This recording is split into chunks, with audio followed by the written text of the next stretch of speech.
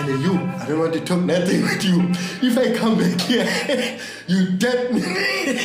Then I just realized that, wow, I don't know this place, I don't know anyone. They're gonna kill me. I take my bag. 1 o'clock, I go out. It was night. That's Mr. B talking about his last night before he became homeless. We met him in 2011 while he was living in a park for about 8 months. The money that I was having was finished because not too much. Then I ended up on the street. Over the past 7 years, I've met hundreds of people living on the streets of Cape Town and in Cape Town's shelters. A few of those people I've kept in contact with and wanted to find out from them what it was like living on the streets. This is their account of street and shelter life in Cape Town. Besides from Mr. B, we'll be hearing from Riggs. I've been staying on the street for about 7 years, on and off. And from Dane. I was on the streets about for 4.5 years, fully in active addiction. My name is Richard Bolland, and these are the New Hope stories. So how does one end up on the street? What circumstances lead to someone having no place to call their home? The life that I was living at home was not nice because too much children and a different father. We have a big brothers, those who treating us like you have your own father and who are you? You are nothing. So for that thing, I just chose to go out because they were fight, beating each other, like people watching us, laughing at us, breaking window if they're drunk. So I chose to go on my way because there's no life at home. For Mr. B, it was a choice to leave a toxic family environment. For Riggs, it was something different altogether. My dad wasn't there for me. I was staying with my mom. My mom was alone with me and 2 other kids, my sister and my brother. I ended up using drugs. I started stealing at home. And then the 30th of December 2010, I stole my sister's phone. And me and my sister was very close and I couldn't face her. After a while, I went back home, asked for forgiveness and tried going into recovery and stuff.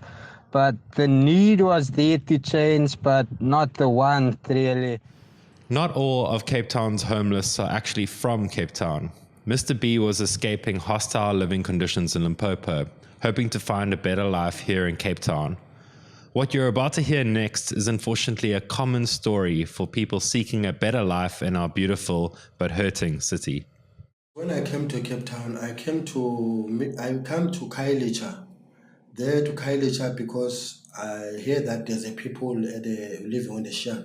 So I go there, I end up in Khayelitsha. Khayelitsha, I meet a guy, he said he have a place for me. Then this guy was drinking, so we go to the tavern where, I buy him beer because I was still having little money. Yes. So we meet the girl there. He said to me, this girl, you leave her alone. She can take care of you. I go there and live with her. Then only was one night, only one night or 2 nights, I don't know. Another guy came at night, during the night, 12 o'clock. He said, where is she? I said, where is she? Who? He said, where is she? I said, wow. And you, I don't want to talk nothing with you. If I come back here, you dead me. Then I just realized that, wow, I don't know this place, I don't know anyone. They're gonna kill me. I take my bag. 1 o'clock, I go out. It was night. I just left and then I find my way to look for a job, and it's when I get on the streets because the money that I was having was finished because not too much. Then I end up on the street. Disconnected from family, alone, and trying to survive in a relentless city. This is the plight of the homeless in Cape Town. And if things are bad during the day, problems get worse at night when it comes to finding a place to rest your head. On the street is difficult because you must find a safe place because there's a rude people who can come and ask you money and take your clothes and like if you must find a safe one like sleep as a group sometimes if you are only one you must find a place like a big grass so you can no one can see you so that it was so difficult but we're just praying as we wake up in the morning saved. There were days I had a couple of shelters that I stayed in the Cape Town, a few shelters, and about maybe 4 or 5. But the other times, I had no home. I've been on the roads, looking for undercover parking or front of shops to sleep, and especially when it gets raining, yeah. That was Dale again. You might remember him saying he suffered from addiction earlier in this episode. Substance abuse, whether it's alcohol or drugs, is very common on the street. Not only is it often how people end up on the street, it's often how people cope with living on the street. Here's Riggs, another former addict. Due to me not knowing Cape Town and me being highly in crime activities and stuff, I wouldn't sleep during the night. I would use meth and then I would go and steal and stuff and Sea Point because you can't steal in Cape Town. And I would sleep during the day, but as time went on, I did lower crime. I was still smaller stuff and stuff. So then I would do that during the day. The average person doesn't get to hear these stories. They don't get to see the struggle. And I don't say that as a judgment. Sometimes it's difficult to see past what's in front of you. And so often what's in front of you is simply another beggar. Another person asking for money or food or clothes. So naturally, if we respond, we try and meet the need that's been asked of us. We give a handout, but it's temporary. And maybe it's not always helping the way we think it is. It made me feel good because that wasn't actually my way of getting money and stuff. Like I said, I was more into doing crime and stuff.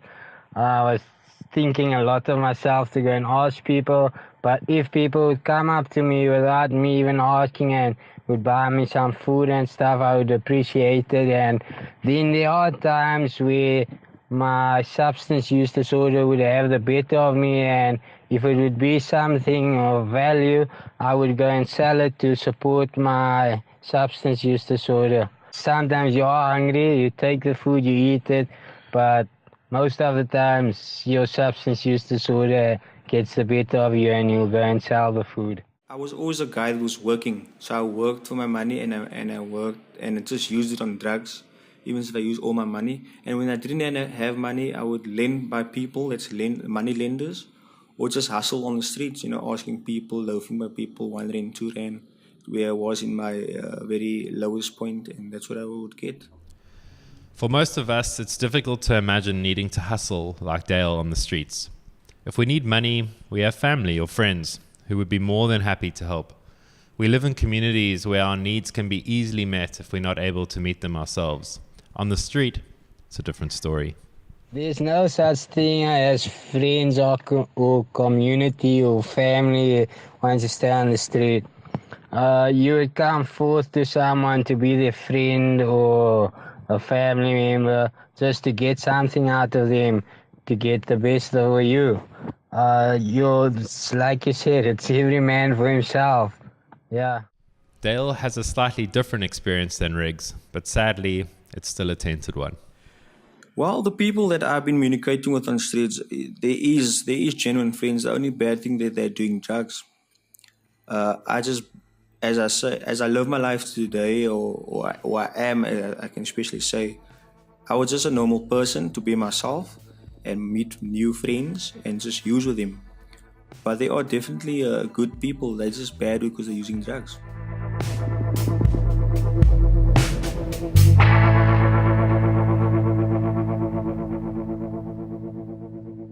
The good news is that we're listening to the stories of 3 men who've made it off the streets and are currently living in semi-independent places across Cape Town. But how much is their future secure, and do they have hope that they're off the streets for good? On that, it's just because I have a dream. Yes, I have a dream.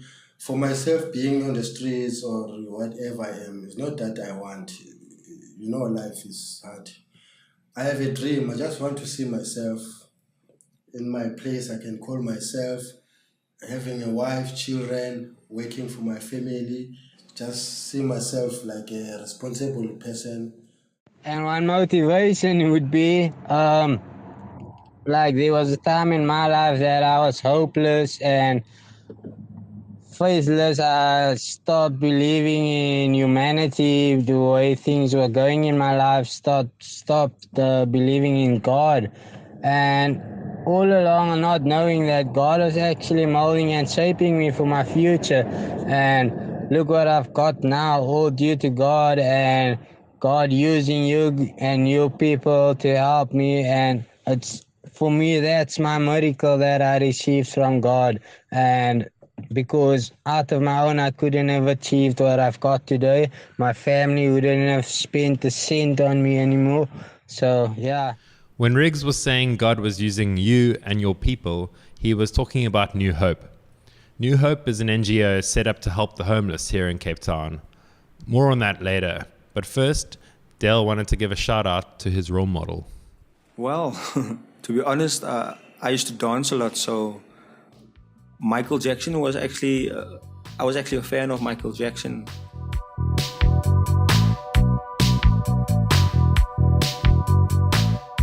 That's it for the first episode of New Hope Stories. We're hoping to share more stories with you in the weeks to come. If you're keen to help the homeless situation here in South Africa, here's Riggs with some final thoughts. I thought you're gonna ask me something like that, and I thought about that answer. So, firstly, I'd say if you want to give someone clothes, don't give a person new clothes, because most of us would go and sell it. Don't buy us like Steers, KFC and stuff like that. That's something we're gonna go and sell. But like what you guys are doing at St. Peter's, giving out a warm meal with bread, soup, coffee, and like in Cape Town, there's some people that come to the parade and then they would give a cup of soup with a few slices of bread, share a minister sharing the word, a motivational word or so, and that goes a long way. Blankets in winter, not new blankets, otherwise we go and sell it. Like you can buy yourself new blankets and give your old ones to people that's less fortunate, yeah. Thanks for watching the New Hope Stories vodcast. You can support New Hope by taking a snap of the QR code on the screen and donating money towards shelter fees and treatment fees for our homeless friends. Until next time, goodbye.